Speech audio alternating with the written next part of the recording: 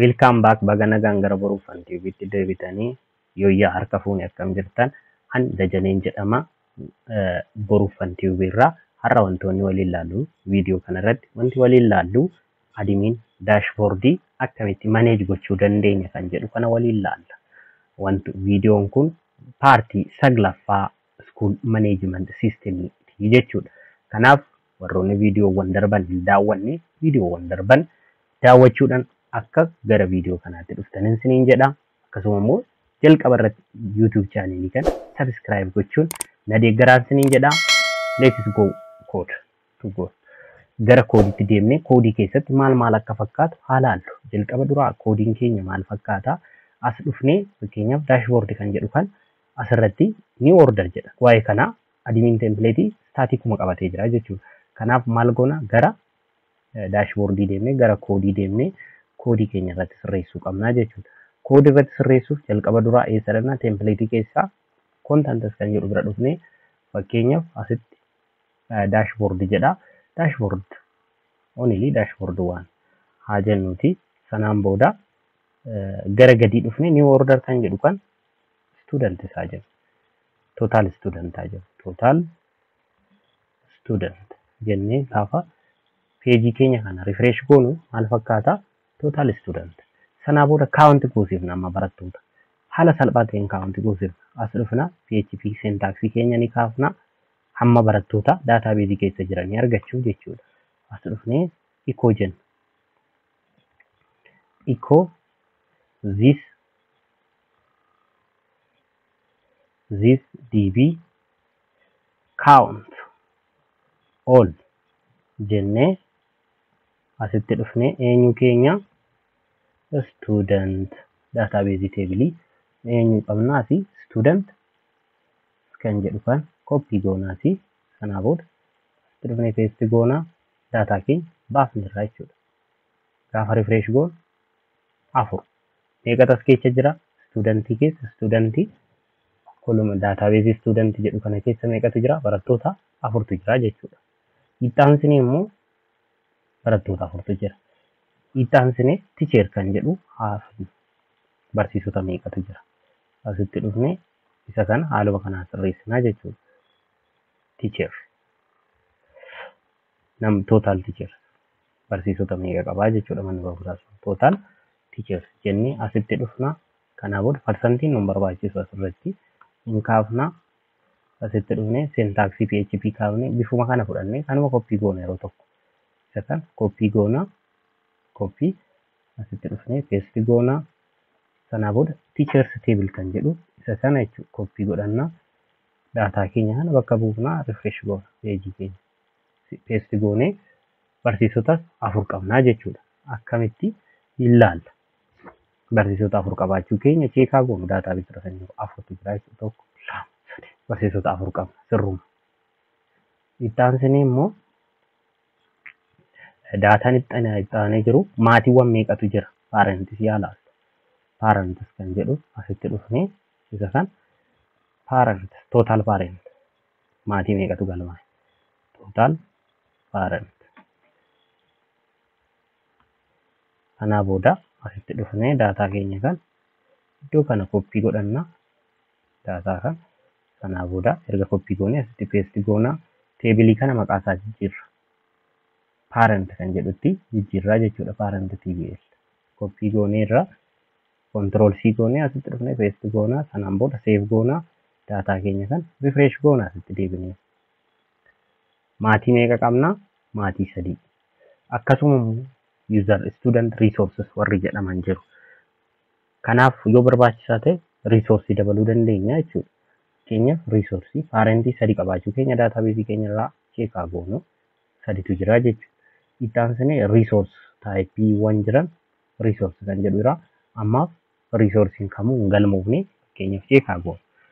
Resource jechuun kitaabota galmaa'anii jiran. Daataa kan asitti dhufnee PHP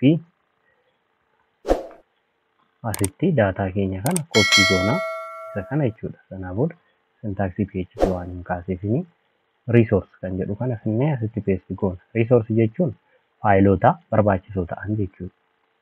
As dhufna Sanaa booda resource or learning material jechuu dandeenya asirratti. Gaafa refresh goonu 0dha jechuudha resource. Amma ayikanoota kanneen sirreessaa deemu. Fakkeenyaaf student jechuun bifa kanaanii miti. Ayikanii baagii isaa kana jijjiiruudhaa fi eessa dhufnaa maal jedha class icon jedha. As dhufnee gaafa akkas goonu daataa keenya nuuf fidaa dhufu. Yoo akkas gochuu dandeenya mala salphaa. Teacher jechuun maal gochuu dandeenya? Or akkas kanaa fayyadamu. FA back jechuun nama shipping baagaa jedhuuni. Fakkeenyaaf peejii kana refresh gaafa goonu bifa kana qabateera. Or barsiisaa jechuun baak osoo hin taane graduation caappii barattootaaf kennama garuu more useraa jedhu. User circle save peejii kana gaafa refresh goonu user circle kana nuufaa barattootaa immoo maal goonaa FA fayyadamnee asii isuma kana jijjiirra. Iddoo kana dhufnee FA graduation cap kan jedhamtu jirti. Graduation user graduation cap barataadhaaf graduation cap fayyadamna. Maatiidhaaf immoo sirruma. Resource kan jedhuuf immoo PDF faayilii fayyadamu. Resource kan jedhu FA goone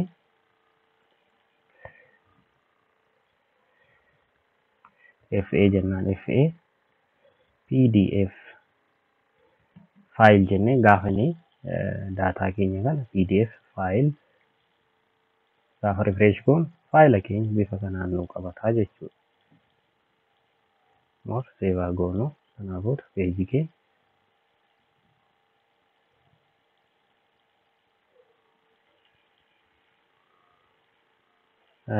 comparatitive isa kana copy goone asitti replace godhu save.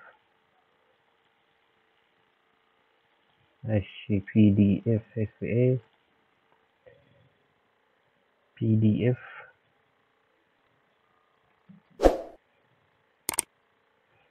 only page refresh goonu PDF file nu kaa'eera. Comparative immoo user alta jennuuni alta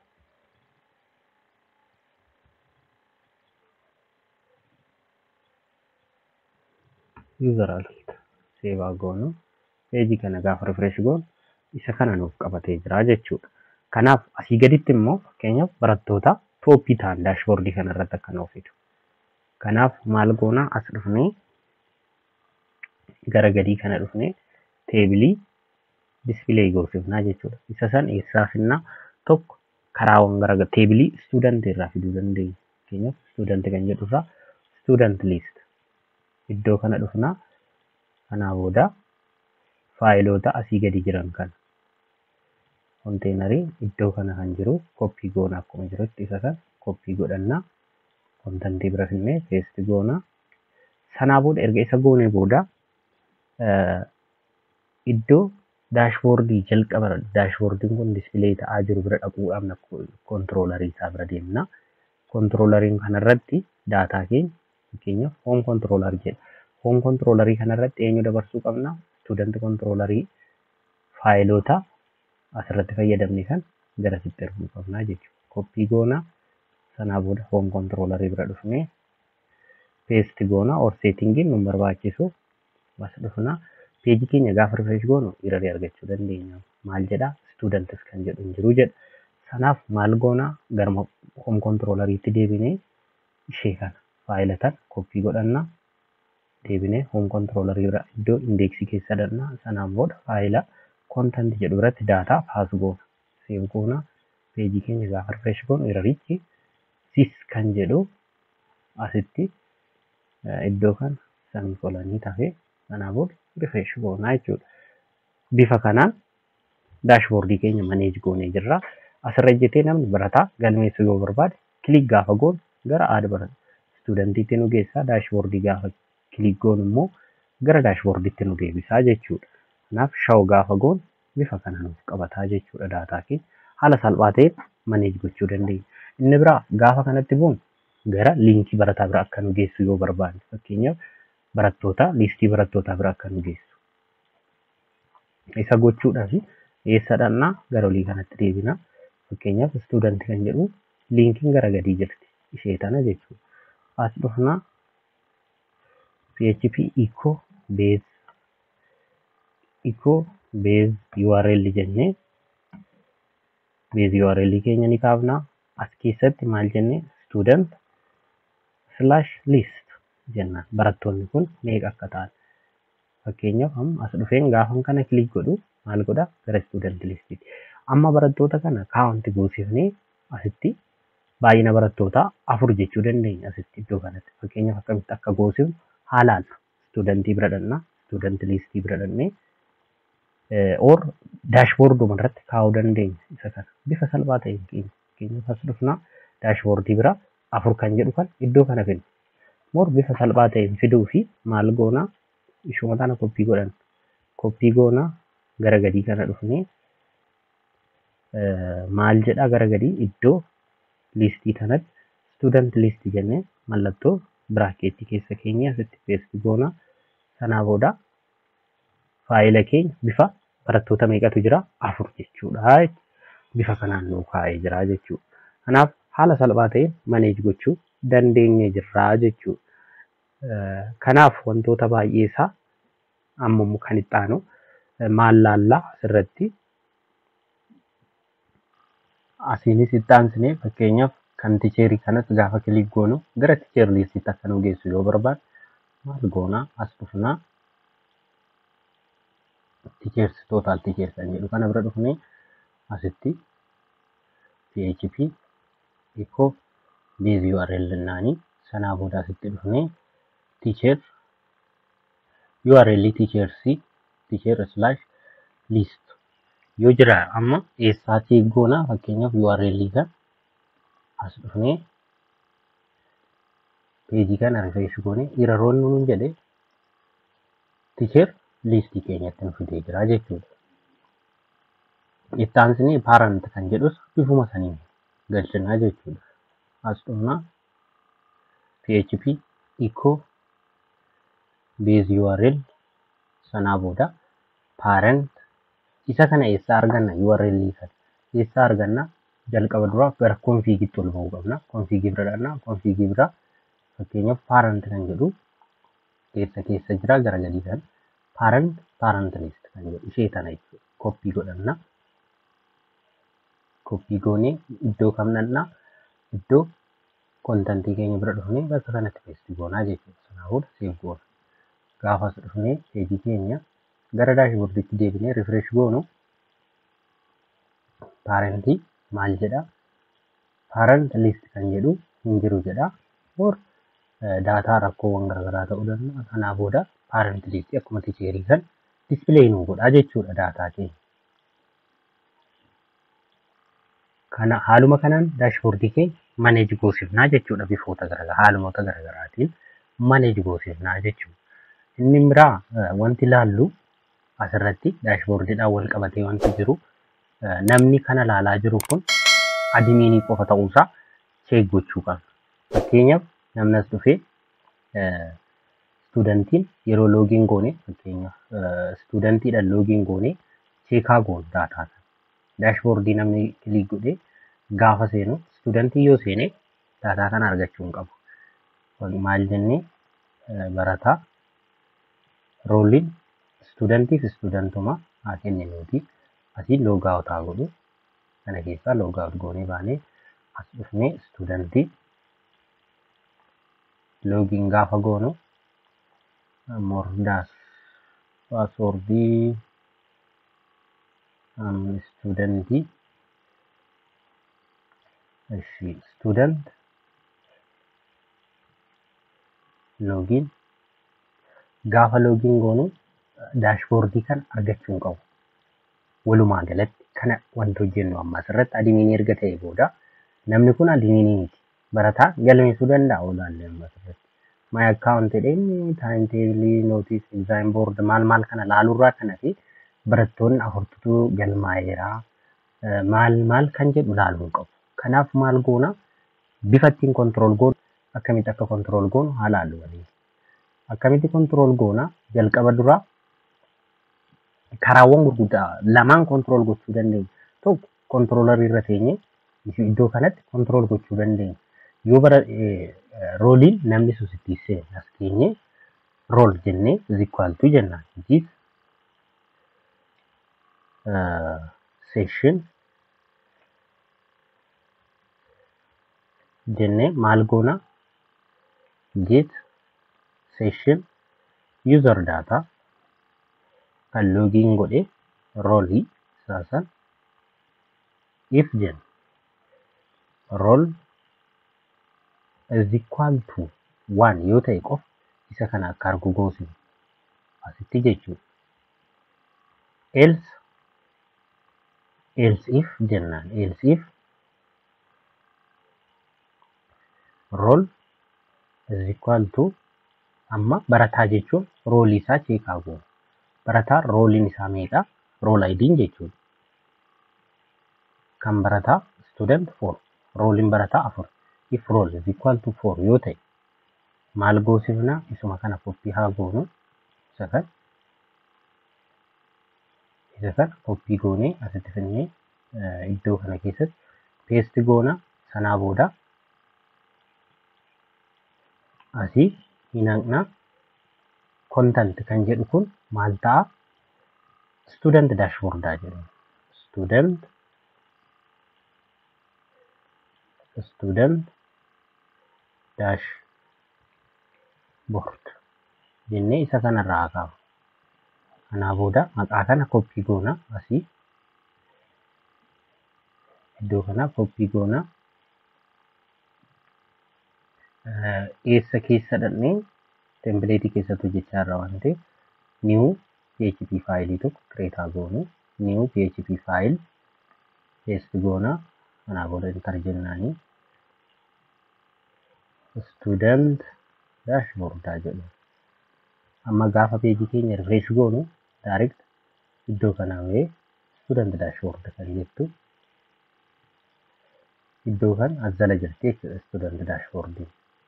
Kanaa booda maal goona asitti content kan jettu kana bira dhufnee control A goona control C sanaa booda student dashboard kana biratti paste goona. List of students kan jedhu kana iddoo kanaa dhaamsina jalqaba duraa wanta hojjennu iddoo kana bira dhufna isa kana walitti deebisnee iddoo kanaa kaafna save goona. More inni kan arguu danda'u resourceota qofa jechuudha. Resource kan jettu irraa kanatti kuuwwan isaaf hin eeyyamamu. Barataaf hin eeyyamamu waan ta'eef maal goona hanga iddoo kanaa hin dhaamsina daataa kana hunda isaa jechuudha. Isa kanas akka kana clear goona. Sanaa booda save goonee peejii keenya gaafa refresh goonu amma inni argaa jiru resource qofa. Resource isaa ramadan akkasuma immoo skeejuloota garaagaraa yoo jiraate isa saniin ilaaluu danda'a. As dhufnee maal goona copy paste goona. Resource kan jedhu kanarraa maal goona schedule or exam book jennee kaa'uu dandeenya. Exam book jechuun buukota garaagaraa kan listii kana keessa kaa'amanii jiran yoo jiraatan exam bookiitti jijjiiruu dandeenya jechuudha. Moo akkas goonee isa duraas dhiisuu dandeenya. Ammaaf keenyaaf sitti finnee student kan jettu tun asirraa kaafnee exam bookiitti jijjiirraa jechuudha.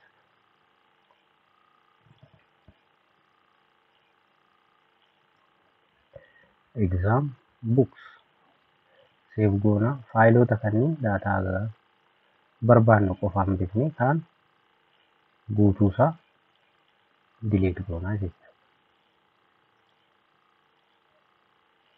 Resource jira akkasuma daataawwan garaagaraa bifa barbaannuun qofa as keessatti hambisnaa jechuudha. Kun welcome back to Boonsaa Abdii jedha. Inni maalinni adimiin namni seene kun studentiidha Boonsaa Abdiiti jechuudha. Username isaa studentiidha jechuudha. Kanaaf bifuma kanaan daashboordiiwwan yoo adimiinii ta'e bifa kanaan manage goona, yoo studentii ta'e yoommoo akkasuma maatis ta'e bifoota garaagaraatiin manage gochaa deemna jechuudha. Yoo studentii ta'e fakkeenyaaf time table schedule exam notice board view attendance reference book kan jedhu kan hundasaa akkamitti akka hojjennu immoo tutoriyaalitti aanutti waliin laallaa. Hamma tutoriyaalitti aanutti walitti deebinutti immoo nagaan tura.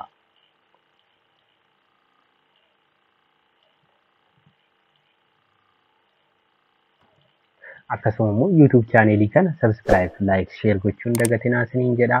Hamma tutoriyaalitti aanutti walitti deebinutti nagaan tura. Horaa bulaa deebana. Bye bye.